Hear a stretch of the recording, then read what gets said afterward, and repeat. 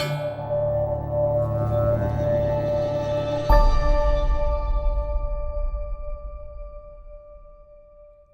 and welcome to another Athena Insights video. My name's Linda Murray, and in this video, I'm going to chat with you about imposter syndrome. I'll share 3 simple ways that you can help manage those negative, deflating voices in your head. Imposter syndrome. We've all heard of the concept, and most of us have experienced it personally. It always concerns me when I work with professionals that despite us all feeling the crippling effects of imposter syndrome at some time, not many people really know how to deal with it. Imposter syndrome was first discovered in the 1970s, and it's characterised by that constant and persistent belief that you're not as competent as others believe you to be. In other words, it's the fear that you might ultimately get found out, that you're not as good as others esteem you to be, or not as successful, or not as worthy. Imposter syndrome is most often found in those who have elevated or high pressure positions: doctors, scientists, CEOs, executives. These are generally individuals who have received consistent accolades and success, but still suffer those feelings of not being worthy of the recognition. Having said that, I believe that each and every one of us has moments of imposter syndrome. I've worked with thousands of professionals, from small business owners to corporate leaders, and from my experience, women appear to be slightly more prone to imposter syndrome than men. But also I believe that men suffer from imposter syndrome just as much as women. They're just a little less inclined to actually talk about it. And believe it or not, it's now reported that 70% of millennials have imposter syndrome, according to a study that was done by the International Journal of Behavioural Science. So what does imposter syndrome feel like? Imposter syndrome is coupled with feelings of uncertainty, anxiety, guilt, and lowered self-esteem. And in some cases, these feelings of inadequacy can be completely crippling.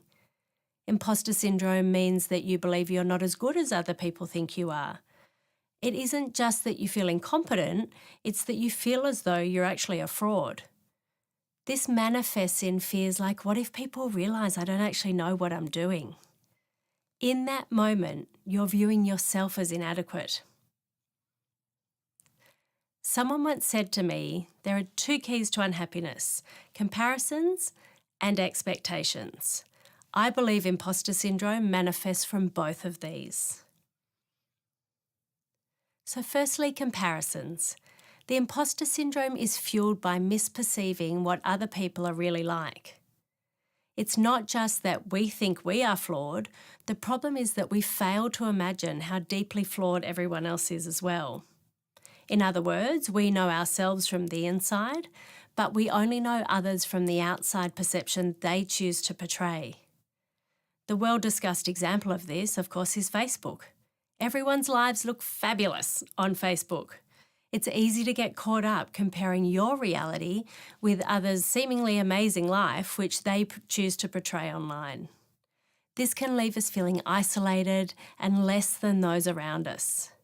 We need to start to trust that others' minds must work in a similar way to our own.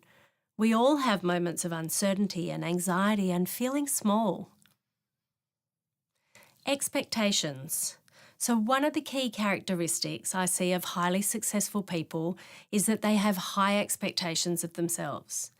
This is often what has actually driven them to be successful. And I believe that high expectations create high performance, but excessive expectations kill performance. So how do we know the difference between high expectations and excessive expectations? Here's how I think about it. High expectations are the expectations that we comfortably expect from ourselves and from the people around us. Excessive expectations, on the other hand, are the expectations that you would expect from yourself, yet would not feel comfortable asking of another person. So next time you feel imposter syndrome coming on, ask yourself, are the expectations I'm placing upon myself high or excessive? So how do we manage imposter syndrome when it arises? I believe imposter syndrome is actually an inevitability for most successful people. The key is knowing how to actually manage it when it arises. It is normal for us to compare ourselves to others. As a high performer, it's also normal to have at least high, if not excessive, expectations of yourself.